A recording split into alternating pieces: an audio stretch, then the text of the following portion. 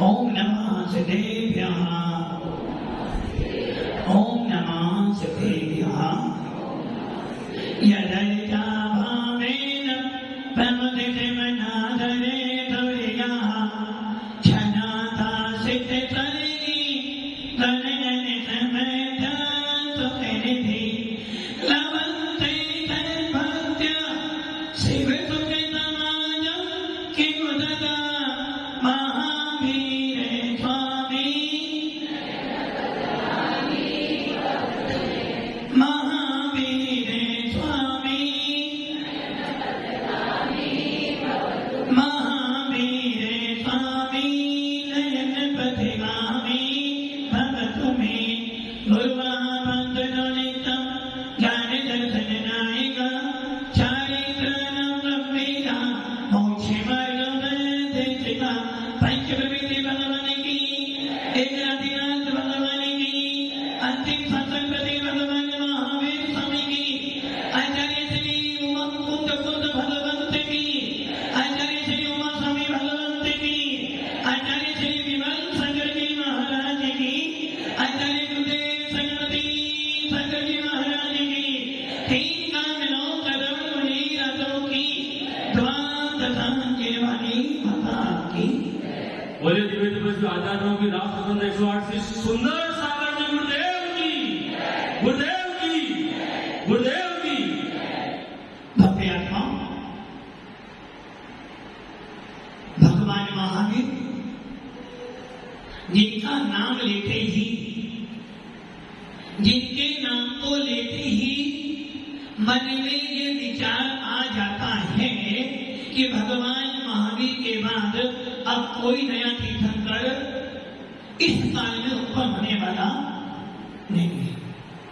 भगवान महावीर का नाम लेते ही मन में ये भाव आ जाते हैं कि भगवान महावीर भी हम जैसे थे और आज हमारे लिए आराध्य पूजनीय बन गए हैं। और भगवान महावीर का जब नाम लेते हैं तो याद आती है भगवान आदिनाथ की कि कहाँ तो आदिनाथ के कुल में महावीर का जीव हुआ था और कहाँ इतना सारा काल निकल गया। और जब भगवान महावीर को याद करते हैं जब भगवान महावीर को याद करते हैं तो एक बात और निश्चित हो जाती है कि हमारे तीर्थंकर मात्र पुरुषों का कल्याण नहीं करते, पुरुषों का कल्याण तो करते ही हैं, साथ में स्त्रियों का भी कल्याण। सुना है ना आपने टीवी पे देखा हुआ रामायण में राम जी जब वन में गए थे तो पत्थर पर पैर रखा था तो वो क्या बन गया था? राजू जी क्या बन गया था? क्योंकि आपको तो ज्ञान हो गया क्योंकि झुल्लिका माता जी के बारे में आपने सारी हिस्ट्री बता दी तो कहीं ना कहीं अपनी जान मले परिजन के रक्षण करे। अब ये बताओ जब राम वन में गए थे एक पत्थर पर पैर रखा तो पत्थर भी स्त्री बन गई। आप सब जानते हैं तो राम के पैर रखने से जब पत्थर भी स्त्री बन गया था तो भगवान महावीर जो वीतराग शासन के अनुयायी थे यदि उनके निमित्त से किसी स्त्री का कल्याण हो जाए तो कोई बड़ी बात। और वो कौन थे? भगवान राम के प्रसाद से पत्थर जो बना उसका नाम याद है? हैया नाम बता रहे हो। जिनको जब भगवान महावीर का नाम लेते हैं तो याद आती है चंदन बाला की। चंदन बाला के कष्टों को निवारण करने के लिए कौन आए थे? भगवान राम या भगवान महावीर? भगवान महावीर नहीं, महामुनि महावीर आए। और जब उसने महामुनि महावीर की छवि देखी तो सारे दुष्टों के ओर तो हमारा जैन शासन सबका कल्याण करने वाला है। ऐसे जिन शासन में ऐसे वीतराग शासन में जन्म लेने का अवसर मिला है, ऐसे वितरण शासन में हमें वो नमोकार मंत्र मिला है जो 84 लाख मंत्रों का अधिपति है। जिस मंत्र को बोलते बोलते वरुण जी क्या होता है, जिस मंत्र को बोलते बोलते एक जीव मुनि बन जाता है, जिस मंत्र का स्मरण करते करते त्रियंश भी देव बन जाता है, और जिस मंत्र को बोलते बोलते अरिहंत सिद्ध बन जाते हैं और मुनिराज अरिहंत बन जाते हैं। ऐसा वो शासन, ऐसा वो धर्म हम और आपको मिला है। भव्य आत्मा आचार्य उमा स्वामी भगवान उसी परंपरा के आचार्य हैं, और आचार्य उमा स्वामी जी ने जिन शासन की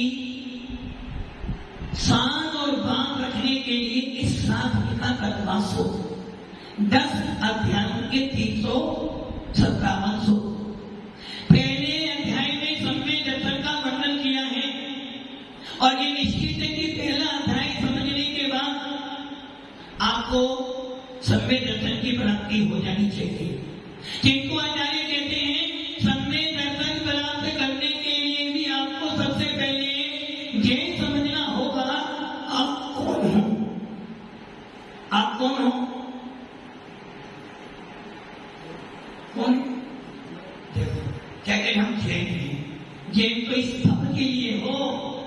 आचार्य उमा स्वामी कह रहे हैं सम्य दर्शन प्राप्त करने के लिए, घर में रहने के लिए, मुनिराज बनने के लिए और मोक्ष में जाने के लिए यदि तुम्हें सबसे पहले कोई काम करना है तो वो काम करना है अपने भावों को तोलना है, और जैसे भाव होंगे वैसा तेरा काम होगा।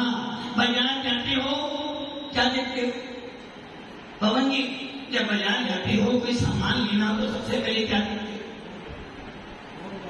पहले मोल भाव करते हो, और जब घर में जाते हो तो वहां पर भी भावों का माप तोल करते हो। डॉक्टर के पास जाते हो तो वो भी तुम्हारे भावों का माप तोल करता है।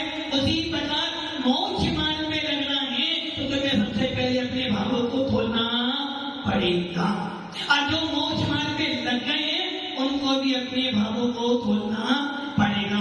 और ये सारी चर्चा आचार्य उमा स्वामी दूसरे अध्याय में कर रहे हैं।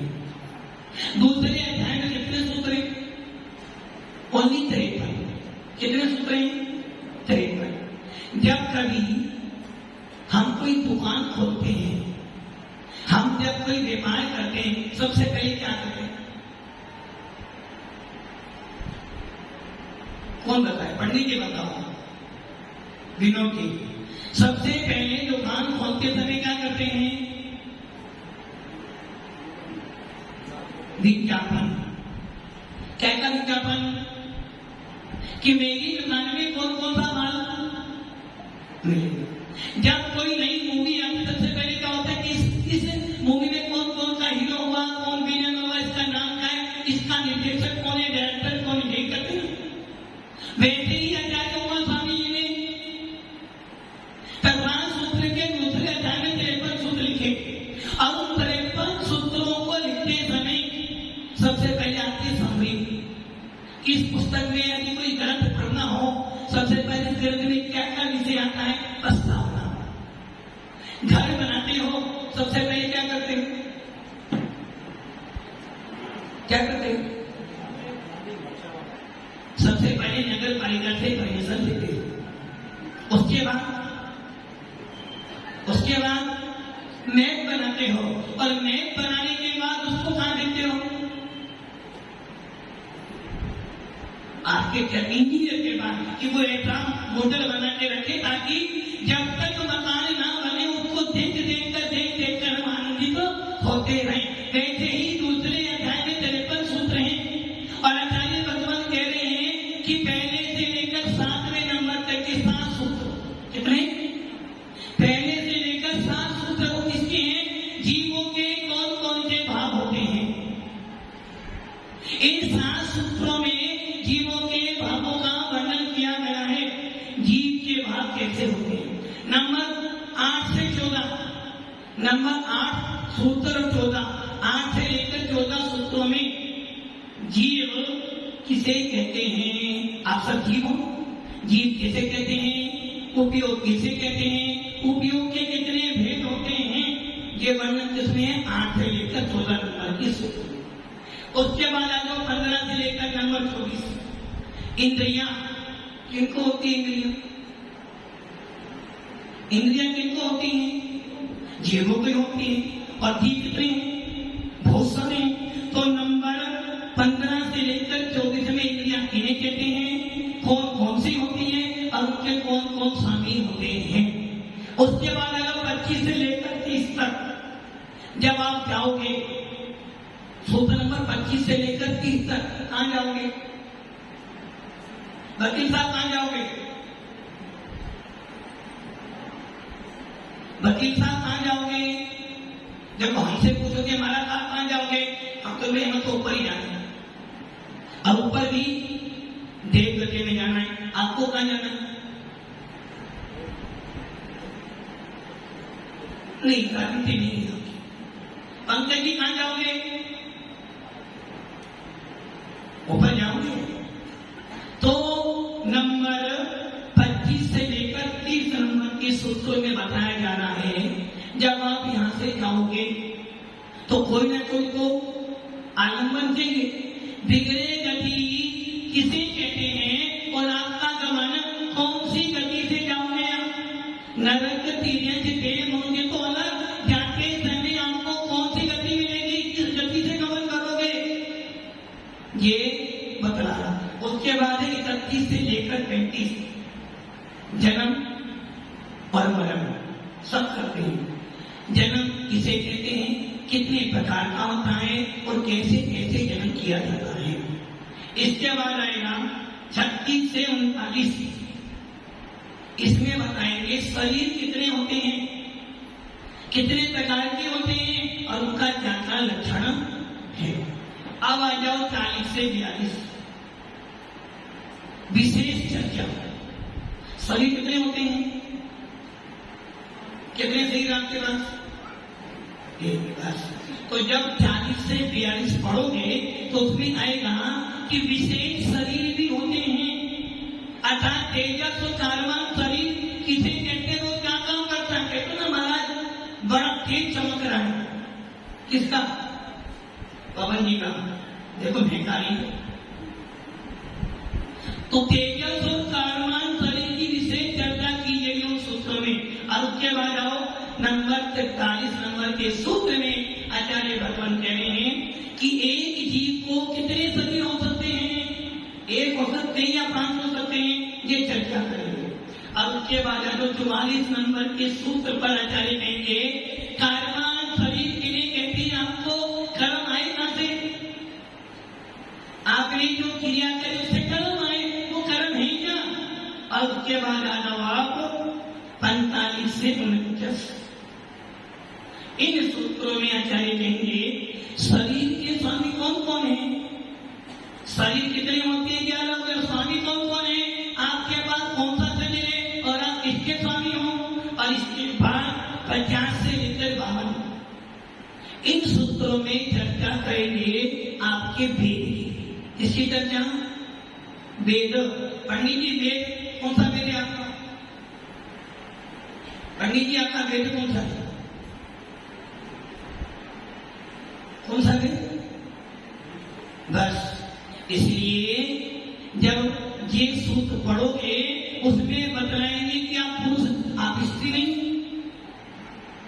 पंडित जी, विनोद जी, आपको स्त्री वेद का उदय है? हाँ नैना जी,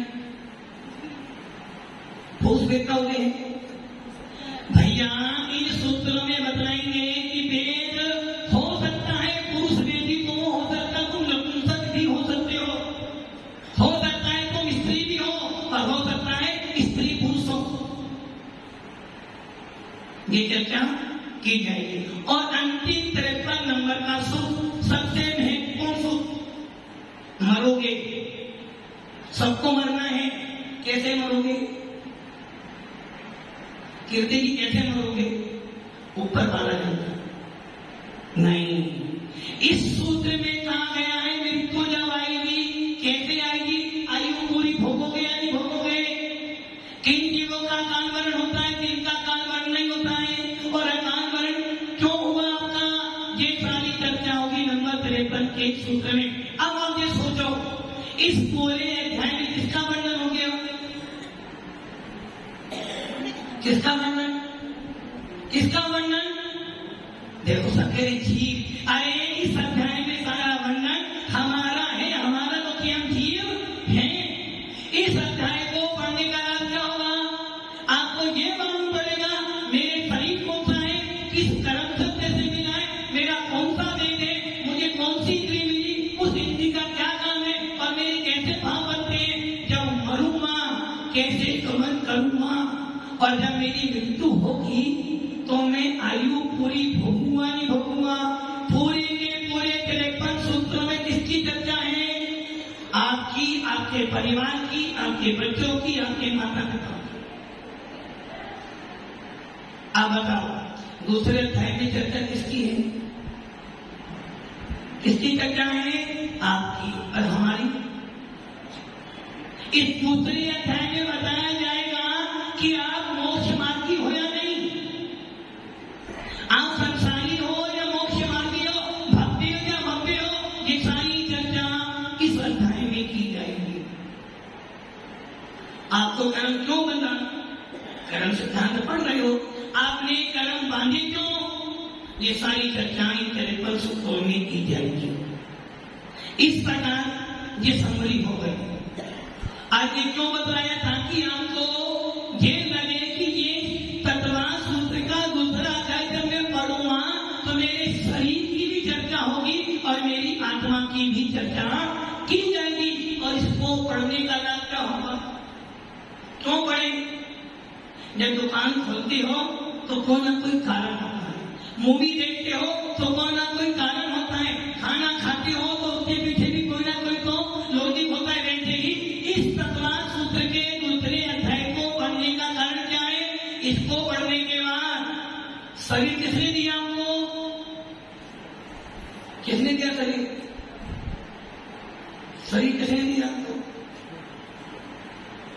ऊपर वाले ने दिया। और जब ये पढ़ लोगे ना तो ये मात्रा बदल जाएगी। अच्छा, हाँ अच्छा, तो आपको जन्म किसने दिया? मम्मी पापा ने दिया। जब ये पढ़ लोगे तो ये बात कहना भूल जाओगे। अच्छा राजू जी, आपको वेद कहां से मिला? आपको उस वेद कहां से मिला? किसे तो दिया होगा ना। अच्छा, आपका जन्म कौन सा होगा? 9 महीने बोलो रखना। जब इसको पढ़ लोगे तो सारा उत्तर अपने आप दे दोगे। तो इस प्रकार इस दूसरे अध्याय को पढ़ने का मतलब है अपने आत्मा की, अपने शरीर की, अपनी इंद्रियों की जानकारी हो जाना। और इसमें सबसे महत्वपूर्ण बात ये आएगी, उपयोग किसे कहते हैं। आपका उपयोग कहां आता है? बार बार वकील साहब पिक्चर यहां चल रही है, वहां थिएटर चल रहा है, और उपयोग खराब हुआ, एक ध्यान रख लेना, आपका जो कर्म बनेगा वो किससे बनेगा? आपके उपयोग से, आपके भावों से। उपयोग खराब हुआ, सब कुछ खराब हुआ। इस अध्याय में सारी चर्चा की है। पढ़ती है पहला सूत्र। किताबें आपके पास में नहीं है क्योंकि आप सब लोग एक पाठी हो, आपको सब याद है। तत्वां सूत्र के दूसरे अध्याय का पहला सूत्र, औपसेमी छको भावौ मिश्रच्चा स्वेतक जीवन से स्वेतक मोदिक परिणाम को क्या? तत्वां सूत्र के दूसरे अध्याय का पहला सूत्र सबसे महत्वपूर्ण सूत्र है। और तरीका लिख रहे हैं, औपसेमी छको भावौ मिश्रच्चा जीवन से स्वेतक मोदिक परिणाम क्या? अब इस सूत्र में आचार्य भगवान क्या कहना चाह रहे हैं? आप जीव होना, और जो जो जीव होगा उसमें क्या पाया जाएगा? जो जो जीव होगा उसमें क्या पाया जाएगा? जो जो जीव होगा उसमें क्या पाया जाएगा?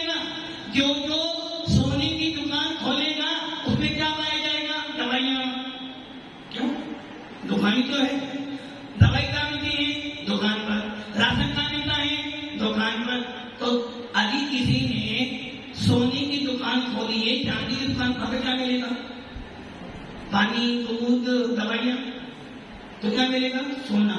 और तुम किसी मेडिकल के पास जाओ, बोलो भैया एक सोने की चेन चाहिए, तो क्या भैया गलत दुकान पर। और पवन के पास जाकर बोलो भैया मेरे को 1 किलो पीतल चाहिए, तो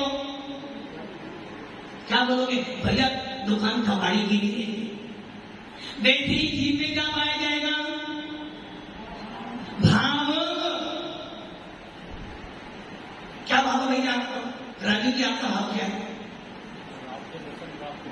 आपका भाव क्या है? भाव। अरे ये मोबाइल कितने का है? भैया आप मोबाइल दो रखिए आपके पास, कितने की? और एप्पल का मोबाइल कितने का है? एप्पल का। अच्छा आपका भाव कितना?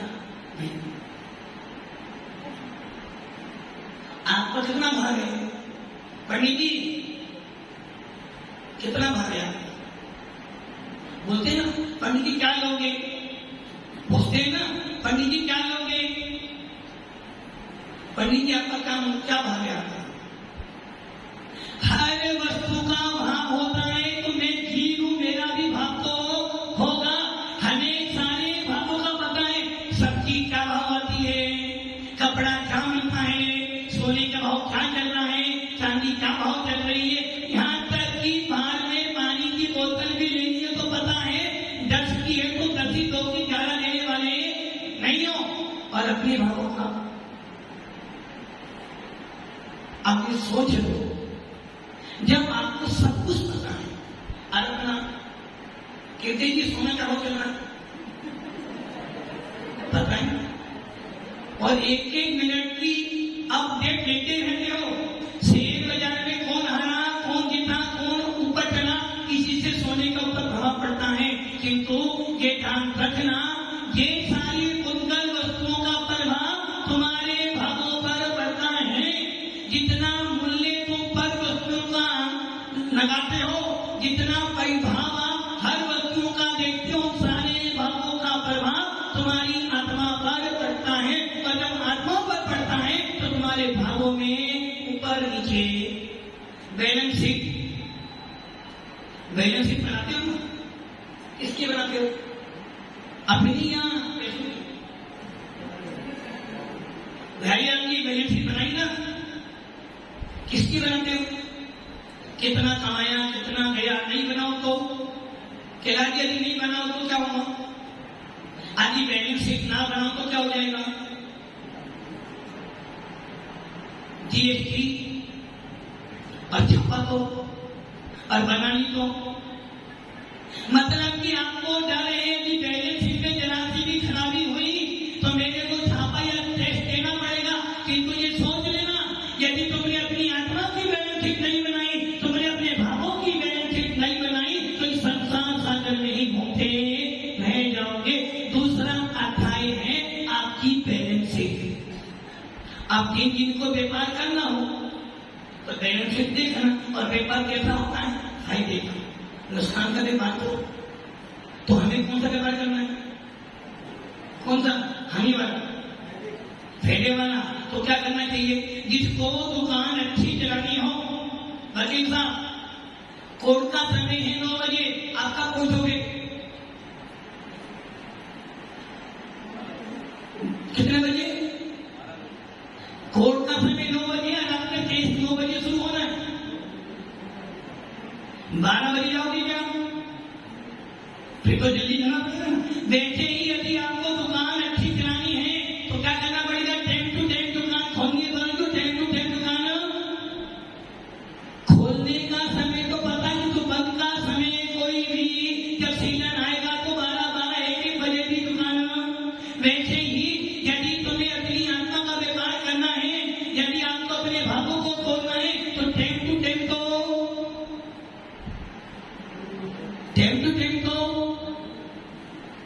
आना पड़ेगा। किंतु बंद का टाइम, आपका समय है आने का, जाने का समय है। एक बार बाजार में लेने पहुंच जाओ। 3 बजे बाजार में जाना है, माल लाने के लिए शॉपिंग करने जाना है, किंतु आओगे कब? शॉपिंग करने गई हो, कब आओगे? कोई समय नहीं है।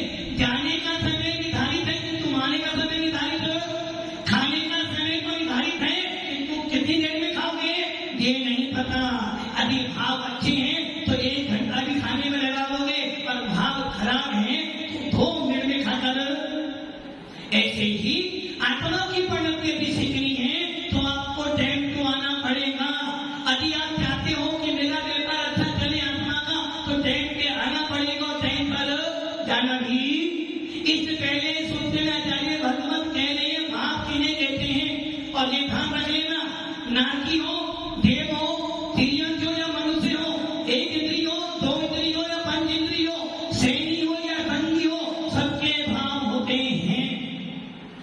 हिंदू के भी भाव होते हैं तो मुसलमान के भी भाव होते हैं, जैनों के भाव होते हैं तो सिखों के भी भाव होते हैं। निगोदिया जीव जो एक श्वास में 78 बार जन्म मरण करता उसके भी भाव होते हैं। और जो मच्छर, कौन क्या करता मच्छर? मरूंगी मच्छर क्या, हंसूंगी मच्छर क्या करता? किसको करता? आपको। अच्छा बताओ, यदि मच्छर आपको काटे तो क्या होगा?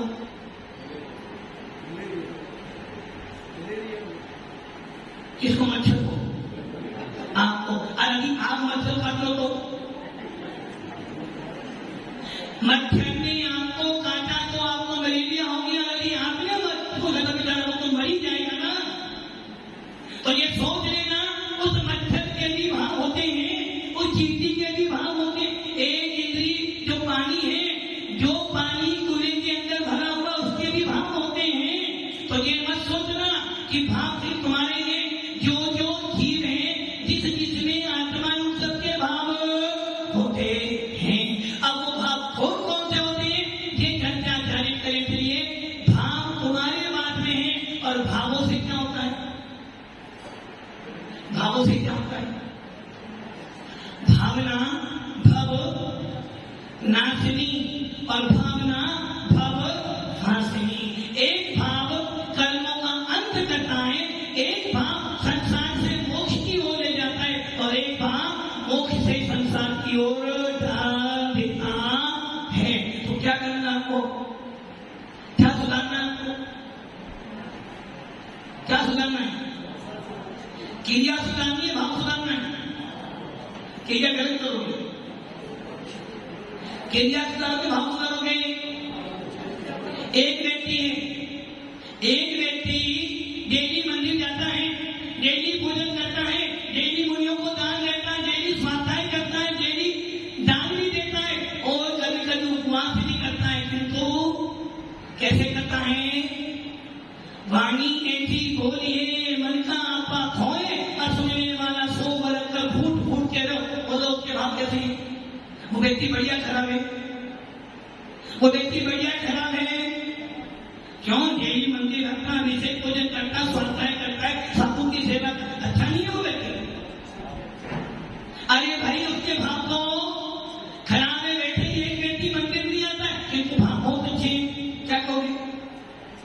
अच्छे क्योंकि सबसे नालायक व्यक्ति वही है, मंदिर में जाता ही महाराज है, महाराज के पास जाता ही। एक व्यक्ति शराब की दुकान पर बैठकर एक गिलास में कुछ पी रहा था, दूसरा व्यक्ति भी एक गिलास में कुछ पी रहा था, दोनों पी रहे थे। आप क्या कहोगे? अभी क्या कहोगे? ये व्यक्ति खराब है। किंतु आपने मात्र दुकान देखी थी, जो व्यक्ति 2 बैठे थे, एक के गिलास में मदिरा थी और एक के में दूध था, बोलो अच्छा कौन सा है? दूध वाला अच्छा। अरे गलत कहाँ बैठा है? गलत दुकान पर बैठा। और एक व्यक्ति दूध की दुकान पर बैठने की दारू भी पिएगा, क्योंकि दूध पी रहा था। तो इसलिए क्रिया सही होने से भाव अच्छे जरूरी नहीं है, भाव अच्छे होंगे तो क्रिया निश्चित अच्छी होगी। इसलिए भावों को विशेष महत्वता दी गई है, और इस अध्याय में आपकी सारी चर्चा भावों पर ही की जाएगी। इसीलिए जो लोग अपनी आत्मा को समझना चाहते हैं, अपने भावों को समझना चाहते हैं, टाइम पर आए और टाइम पर जाए। ओम नमः शिवाय।